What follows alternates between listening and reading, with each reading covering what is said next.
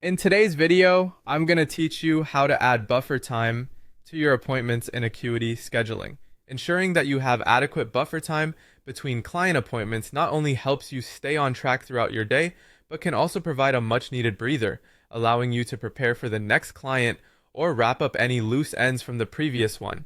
So let's get started. First, you'll want to open your Acuity scheduling dashboard. This is where all the magic happens, and it's crucial that you feel comfortable navigating this hub, as it will be the base for customizing your scheduling needs. Once you're there, the next step is to navigate over to the Appointment Types panel. Here you'll find all your appointment types listed in one place. It's an efficient way to keep track of the different services you offer and ensure they are optimized with your available time. Now click on the Edit button for the specific appointment type you want to modify.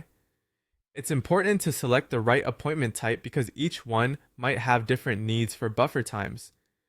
Once you're in the edit mode, look for the option that says block off time before or after appointment. This feature is your key to managing transitions between meetings effortlessly. When you click this option, you'll see fields where you can enter the number of minutes you'd like to block off either before or after the appointment.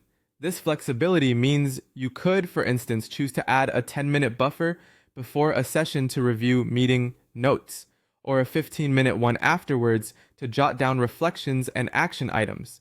Better yet, if needed, you can set a buffer both before and after to allow for even more breathing room. Once you've decided on the time you want, simply enter those values into the provided fields. Double check that your preferences are set exactly how you want them, because these adjustments will streamline your workflow immensely. Once you're satisfied with the time you've stipulated, it's time to click Save. This action finalizes your buffers and integrates them into your scheduling routine. It's worth noting that once saved, these buffers will be visibly integrated into your list of appointment types. However, your clients will only see the total duration of the appointment, not the specific buffer times you've set. This ensures your schedule remains professional and client-focused.